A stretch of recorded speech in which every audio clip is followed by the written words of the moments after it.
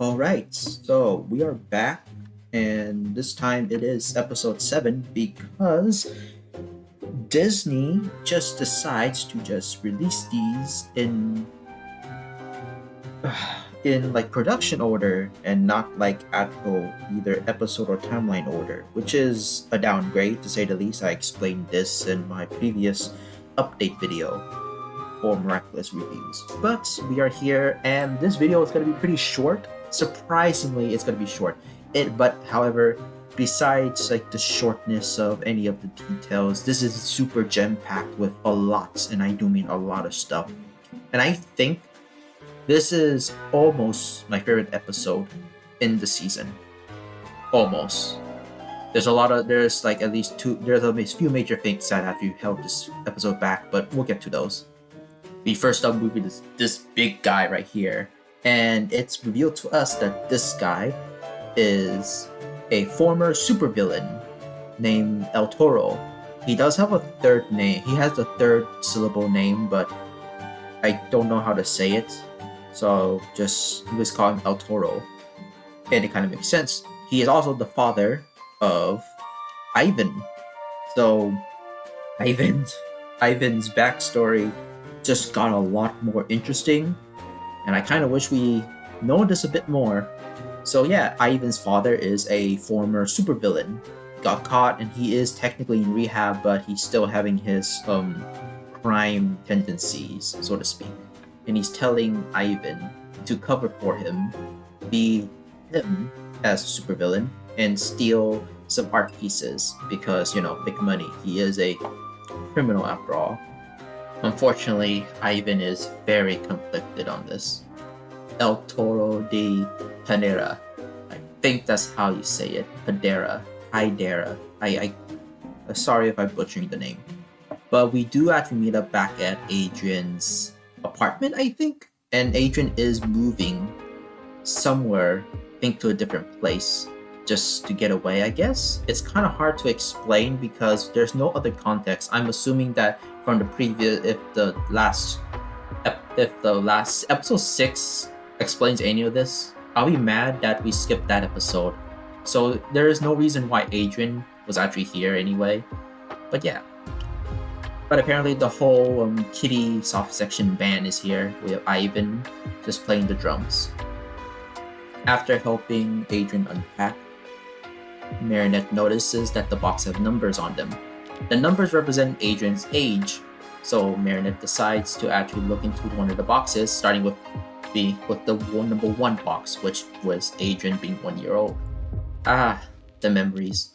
Adrian found a little plushie, and this frog plush is actually made by Gabriel, his father. And of course, it has a voice box which does have Gabriel's voice. Looks like his voice actor is still getting money from the series, and that's still pretty good to hear. But it's kind of sad, but you can tell that Gabriel's voice here is a lot more playful in tone instead of his usual just fatherly or just like, just like his serious demeanor, something like that. Hard to tell which type of. I know there's a certain type, but I cannot really think of it right now. But it's kind of sad. You'd think it'd be sad, but Adrian's just happy that he's get to really visit these old memories. Although it does take a while that he does see a little bit of sadness that unfortunately his mother and father are not exactly here. After Adrian went out to help the band with something with the projector, he actually let Marinette look into his baby photos. Marinette and Tiki are basically looking into the photos until they found something strange. So the pamphlet that this letter was in the first place was basically the smart rings. If you remember the smart rings, those rings were basically like Apple Watches, but as a ring, basically. That was from the previous season, which is a good reference, honestly. But apparently there's a note here, and apparently this note was inside the box. And that would also mean that Gabriel has planned all of this since he was either 1 or maybe around 5 years old. And until Adrian opened those boxes when the time was right, and if Gabriel passed away, he will give the Butterfly Miraculous to Adrian so he can be the next Hawkmoth, so he can get the Miraculous to wish the mother back. Unfortunately, hindsight's 2020. This is basically Gabriel before he actually was able to reform himself. He technically did redeem himself, but he never really reformed per se because he never had a chance to. He redeemed himself in a very iffy way, but he's still redeemed, but he has never been reformed. This was beforehand, so meaning that he had all this prep time just to get all this ready for one day. Unfortunately, he has never had the chance to actually destroy any of the old stuff, so I don't know. However, because Marinette made a promise to Gabriel never to let Adrian know about his past, she is conflicted. This letter from Gabriel was meant to go to Adrian, but because he did have a change of heart in the last minute, he told Marinette to never reveal anything of his past nor his previous outing as the villain. So Marinette decides to go to talk to Natalie. However, she did get stopped, and she kind of forgot that she was needed downstairs as well. Luca was on the projector screen. Now, they're all talking to Luca, which is just one thing, and Luca wished he was there, but he is in a different place, most likely training, with the other Guardians, if you remember from last season. But this one thing I want to let you guys notice, every time we see Ivan, or when there's a next scene, you can hear it in either, if you see him, you can tell, but even in the background in some scenes where you don't see Ivan, the music that is playing is getting louder and louder, and it's more aggressive. Every second, it gets more. Every minute, I guess, or second or minute, depending on the time frame, it does get louder, and he's getting more frustrated as time goes by. It's a really neat detail, and I actually kind of notice it because once Marinette goes a bit more further away to talk to Natalie, you can hear Ivan's drumming just slightly, but knowing how far away that is, and that is also assuming that this is the same house. Yeah, he's very frustrated. After giving the letter to Natalie and they both reading it, basically just what I said, what Gabriel just said on that letter, this is where I kind of, released it early. But again, just to recap, Gabriel wants Adrian to take over his place and take Cat Noir and Ladybug's Miraculous to wish his mother back. However, he never knew that Adrian is Cat Noir, nor did he know that he would change his mind last minute. So Natalie knows this. She apparently does know this, and she does think that it's best just to rip the letter apart because Adrian does not need to know. But Marinette having second thoughts now. It is Adrian's choice, even though she and Natalie promise not to harm Adrian. Him not knowing the truth is technically harming him in a way, and this is a big thing. But it does seem a bit too soon, honestly. But then Adrian walks in, and classic Marinette hijinks ensue. But of course, with the letter getting a bit more climactic as Gabriel's true intentions in that letter, Ivan is playing the drums so hard that he kind of tipped everything over. Luckily, he didn't break anything, but he stood up frustrated and then he walked out without telling anybody why. We cut back to the museum where El Toro is basically pretending to be a bodyguard, but he goes to the bathroom waiting for his son to appear, but he never did. And he did find Ivan's letter saying that Ivan never really wanted to do any of this. He disagrees with what his father said, just how he works, and he just wants his father to be an actual father, a dad, not just some criminal and being a supervillain and their sidekick and stuff like that. He never really wanted that. He just wants a father. Unfortunately, he doesn't really get it. He was about to punch the paper. I mean, to be honest, he does seem like a strong guy, so, but this paper seems really flimsy, so I feel like if he did punch, he's gonna hurt himself anyway. Kind of stupid if we really wanted to say that, but yeah. Also, there is a little bit more lore into this. And a few scenes later, I'll get it out of the way now. Apparently, this whole time, it is implied that Ivan's mother has passed away. And Grandma was taking care of him the entire time. A very kind-natured soul. And he wished that he actually took custody of Ivan so he can be a strong and cold-hearted boy, you know? The parallels are really paralleling right now, and I think you can see that, technically speaking, Adrian and Ivan, if you have not noticed, are completely one in the same, except one is a more dysfunctional family, which is Adrian, and the other one is a father forcing his ideals, which is much more relatable.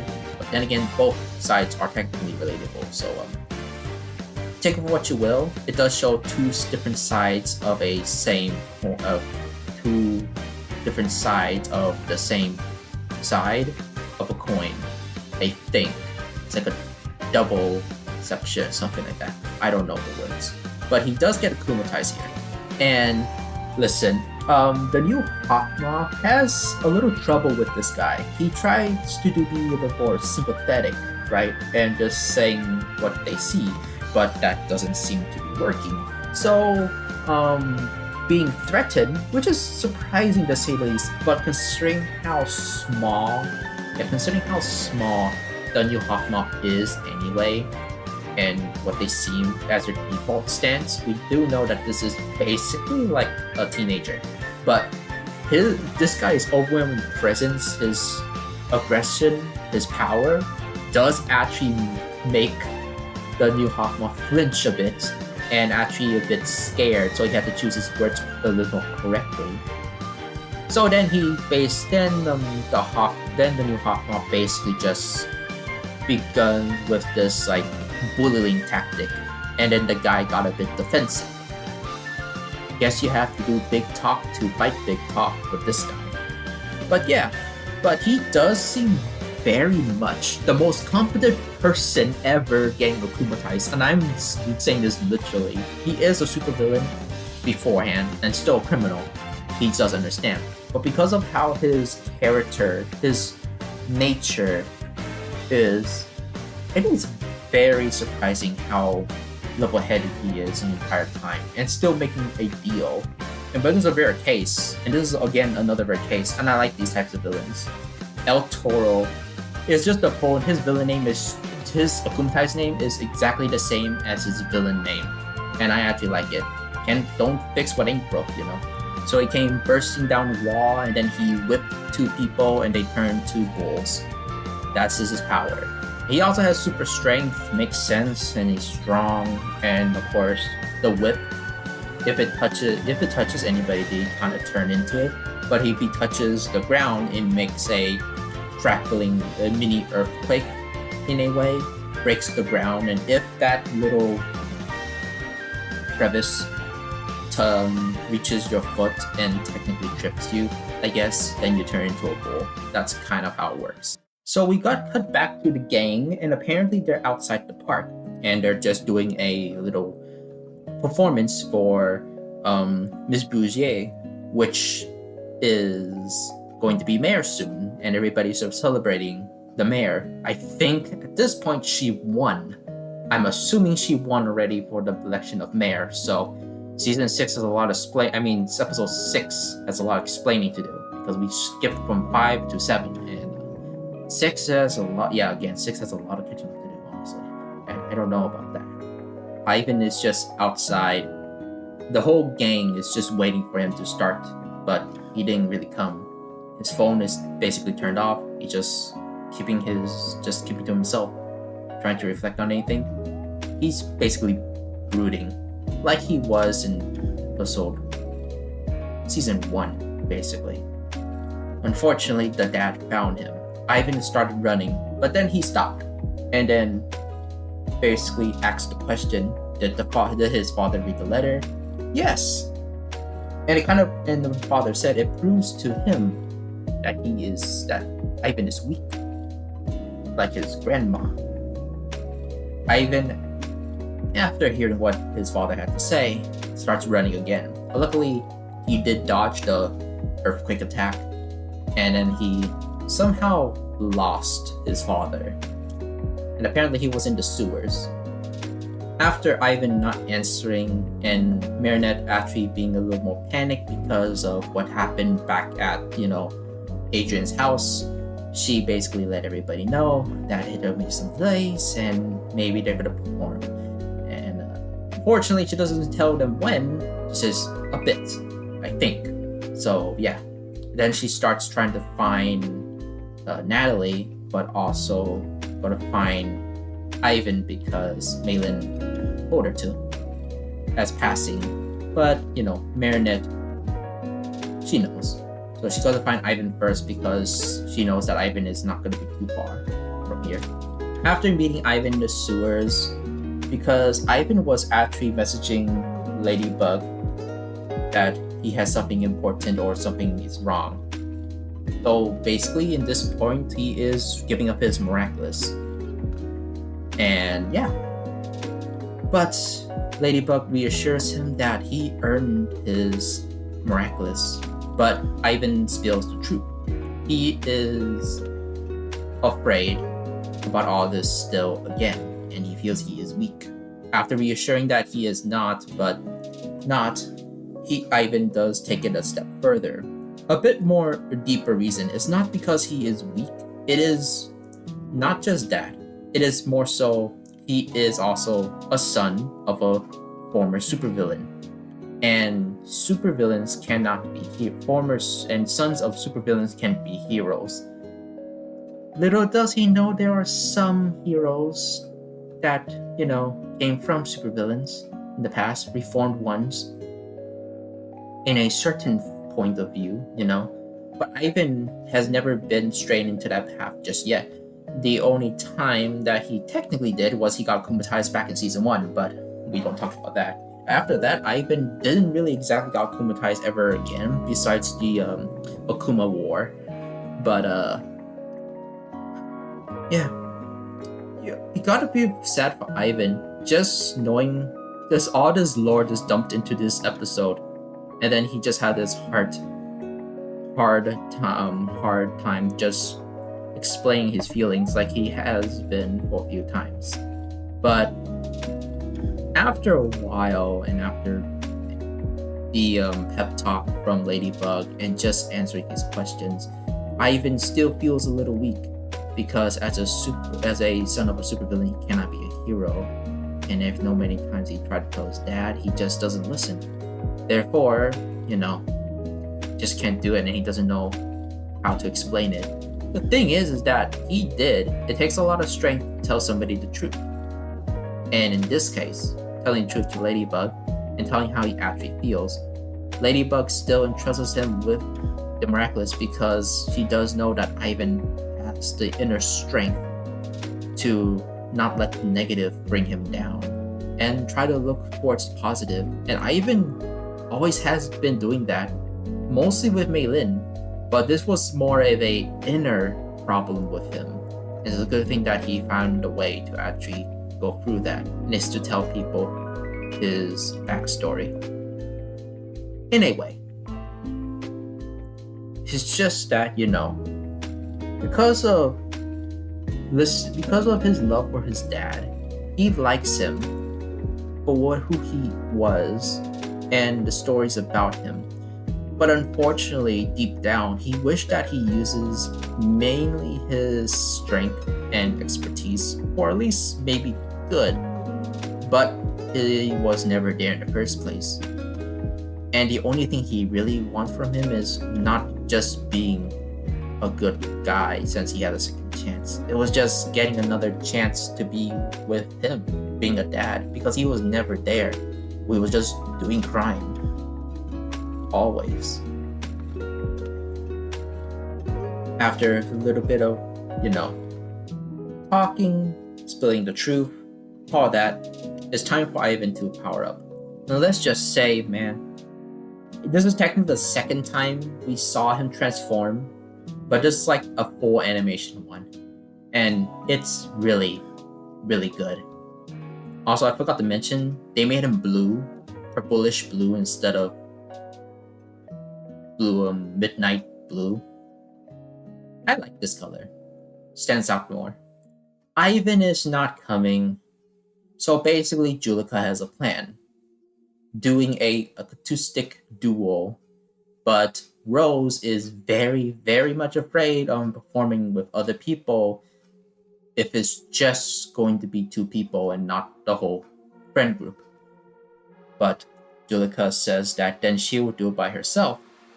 At least I think. It was very confusing because even though Juleka was speaking a bit clearly here, she's still too soft to hear. I can barely hear her. That's the thing.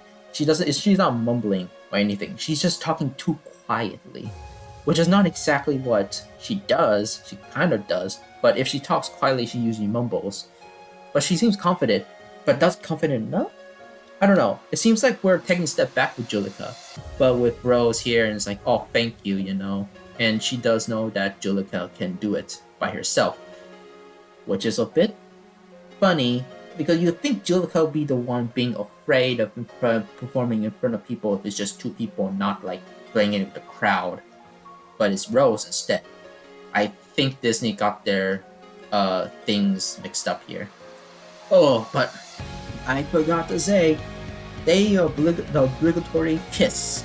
We finally got a canon scene of Rose and Juleka kissing, and it's not even in front of it. It's front back profiling. Okay. So I am happy these two kiss. Everybody in fandom was waiting for them to kiss finally. It's been hinted they were just friends, but this is actual kissing. This is cementing them as a couple. So yeah, I think at this point, unless episode 6 does something crazy, this is technically the first confirmation that they're a couple. Because for the most part, they were mostly just friends and very close, very, very close friends. But now they kiss, and that's good. But what bothers me is just the character swap, because the personality swap for just this moment. It makes sense for Juleka to be afraid, and Juleka is later in the scene is the one playing, but Rose is the one afraid, and Juleka is the one encouraging Rose, but then Juleka is the one playing because Rose wanted Juleka to play by herself. Does that not seem strange to anybody?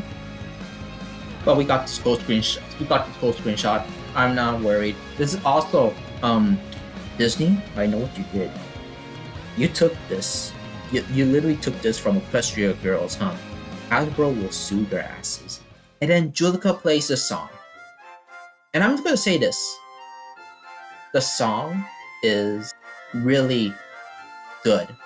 It's not the best I heard, but it's like top 20 songs at least for me personally. And the voice for Juleka singing is just beautiful. It's just sublime. And it's a mixture of Hispanic rock, Hispanic metal, I think. Like Hispanic music plus metal a little bit. It comes with the theming. The lyrics are a theme of what's happening in this episode with Ivan and his father and the battle itself. It is very good. Here's the problem. And if you heard me, explains with the battle itself. There is a fight scene going on here. So throughout this whole song, you can see that El Toro is fighting against Ladybug, Cat Noir, and of course, Ivan. Now, Ivan's hero name, I don't remember what it is. And unfortunately, the name of Ivan's hero name only been said once and never again. I don't know his name. And this episode is Ivan's episode, at least 75% of it, which is which is much less than Sabrina, but whatever. But yeah, it's fine and okay. But I'll say this: the back and forth is just epic. Well, potentially epic. Because the one main problem with this, and I said it a little earlier, Julika's song plays throughout this whole fight. Marinette, like Ladybug, Captain Noir, Ivan, El Toro, the bulls, the destruction. There is no sound. There's literally no sound coming from this fight scene. And we cut off from the fight to Julika. Now don't get me wrong, Julika's song is good, and it's good to see that we see clips here and there. But that's the problem. We cut back to Ladybug and Julika a lot, and what I really want, because here's the thing, they have so much potential, and the scenes that we do get from the fight are so good that I just want to watch it happen. We basically finally technically a father versus son matchup here, like an actual father versus son, El Toro versus Ivan, and then you have Ladybug Captain War basically being the backup for once. And it would be good if Disney just didn't actually kind of mess this up, because the fight scene was more so a 60-40 split. 40% was the fight, and 60% was cutting to Julika. And that basically will be 50%, but the 10% was just basically the whole song just playing through the whole thing. There was no interactions between Ivan and his father fighting. There's no witty banter from Ladybug, Captain Noir, that stuff. We never see what the bulls can really do, except being bulls and all that stuff. It's just annoying. But but to be honest, it does give us one of the best poses. Just aura farming right here, just blocking that earthquake crater, if you can see on the bottom left. And Captain Noir is just happy that Ivan took the blast, because here's the thing, remember Ivan's ability that he can become. So when the fight ends, the song ends, and we finally get this interaction, technically speaking. Now, there's a little bit of a back and forth here where Ivan says, "Read this letter. Have you known this letter? It's from your son." And he's like, "I read it before. He's a disgrace." And all yada yada yada. I'm technically speeding this up because it's kind of your standard back and forth, but I do like the performance that the voice actors really do here. This episode is literally a must watch, just for Ivan's story alone, and of course El Toro. But yeah, it would be my favorite episode, but unfortunately I don't think I'll rank it too high. We'll get to that later. Of course, he was gonna get arrested, but Captain Noir and Ladybug basically saved his ass, because he was in the rehab program, right? And he's like, yeah. And then of course he did tell the truth. He had thought that he would go back to stealing, but after noticing that he is given a third chance, you might as well take it, because technically the cops, the superheroes, and this mysterious tough guy who is apparently invincible, he has no choice. But after seeing that letter again, I think he will change for the better. Hopefully, at least being a better dad. We cut back to Adrian, and of course Adrian was just after hearing what Ivan talked, and this is going back here, Ivan did talk to everybody about what kind of happened and where was he. While he's not gonna tell everybody the truth about his backstory just yet, he did apologize, but he did learn something about through all of this. And he did give out some hints, and he said he'll explain it later. He did say, for one thing, out loud, that he was basically a son of a supervillain and he doesn't know what to do. But he will give more detail to everybody. I think that's what he's trying to say. But at this point, right now, I do remember that he did apologize and tell everybody what he actually learned. But in terms of him being a son of a supervillain, it's a bit weird.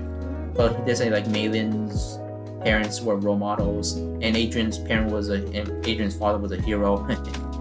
If only he knew and Adrian knew. But Adrian felt bad, so he had to walk to his room for Adrian. Now, Marinette was about to give Adrian the letter, but seeing how happy Adrian was revisiting his memories, but also feeling sad about not being able to have the strength to tell his father what he really wanted, just like Ivan did, Marinette came by to him and just comforted him. The letter is something that has to be explained sooner or later. But for now, Marinette does the right thing here, and it's just to comfort her boyfriend. That letter could wait for just a bit, but sooner or later she does know that she has to give it to him sooner or later. Because right now, this is not a good time, and Adrian is not exactly in the best mental state, considering what Ivan has to go through now. It is related, of course. Oh yeah, hidden thing. There's a council of pictures, and they seem to be all code names of actual people. It seems to be Zoom calling or Discord calling as well. But Natalie's here, and apparently Natalie, she's unfortunately maybe aligned with the bad side again. Maybe, just maybe. I hope not, because Natalie was a good character. I really like her, and she did redeem herself later down the line. But if she's still being bad, like, why? But the theme of fathers is still a thing here, because apparently one of the members, this guy, is Natalie's father. It seems to me that Natalie was forced to be on the bad side once again. And that is it for the episode. Technically, a bit more shorter than the last few reviews. And I know it took a lot of time just explaining some stuff. But yeah, I don't know how much of an edit I'll do this. I might just put out music and that's about it. But overall, I really do love this episode. And I think this is maybe my personal favorite episode in the season. Maybe not the entire series, not get too far from that. But for the season, pretty much, if we're going to say the series, I think this is like top 4, honestly. I would rate this episode a 7 out of 10. It would have been a very good 9 out of 10 if it weren't for one thing. Julica's song playing through the entire battle. Why couldn't it be something at the end? Or maybe if we could just have the battle between Ivan and his dad, like just for like, I don't know, 3 minutes, and then have Julica's song play at the end just as like a montage. I feel like that would have been better, because they were setting up this whole thing, a ex-supervillain being akumatized and fighting his own son, who is strong enough to know that he can be a hero despite his past. And I like that. Why can't we have something good, and yet we have something potentially good and something that is good, and somehow you made it okay at best? And that's where basically almost everything draws back to. Now, here's the thing. I would say that technically that one point could be taken off because of Marinette not giving Adrian the letter or that other stuff. But here's the thing. It's not exactly Marinette. Marinette is keeping her promise, which is in character for her. She does keep promises as long as it doesn't, like, contradict her hero life, basically, in terms of protecting other people. She does keep promises that at least when she's not, being Ladybug. That's the thing about her. But of course, Natalie is there is for protection as well, but Natalie is also an adult. But Marinette is actually being more grown up for once and thinking as a good couple, a good half of a couple should. Adrian has the choice. It should be his choice. Yada yada yada. But yeah, I don't really point that out. So yeah, the 2 points that we're taking off is literally just Julika's song. A very good song, but Disney just did the wrong thing and put it as a montage type of thing where we cut back to Julika singing because yeah. But again, this is Ivan's episode, yet because of what happening here, and again, just like with Sabrina's episode, a lot of parallels there. Because Sabrina's episode does have Marinette's story intertwined with it, but Marinette's story is the main B plot. Sabrina was the A plot. Ivan here is the A plot. Yet, with Julika's song, Ivan's A plot became the B plot, or just that section, and it's very blatant. No matter how good Julika's song is, it does actually ruin the power of the story of Ivan. The music itself is related to the themes of Ivan, but because we cut back to Julika almost every single time of that montage, about 60% of that fight scene, about 60% of what could have been basically a good cutscene, a fight scene, it's all just Julika. 40% is the actual fight, and that's bad because it makes like Julika's whole thing. I guess technically speaking, it's good that Rose and Julika did kiss on the lips finally, but it undermines Ivan's story so much. Could have been more impactful. Here's the thing: if Julika's song just played throughout the whole fight scene, but the fight scene is just purely. But the visuals, if the visuals were just purely El Toro versus Ivan and Ladybug Cat Noir, with Julika's song just playing in the background, I'll be fine. But they did it as a montage, and that ruins it. But again, 7 out of 10, not the worst. Could have much been handling better. Like, so much so, handled it better. But it's good enough. Well, that's about it. My name's Sampo. I'm being a bit too rambling here again. I'm sorry, but I just want to rant that point. That's like the only thing that irks me, that this episode could have been a 9 out of 10 if it wasn't for Disney's obsession with just having Julika being in the montage and making the fight scene a montage. I hate that.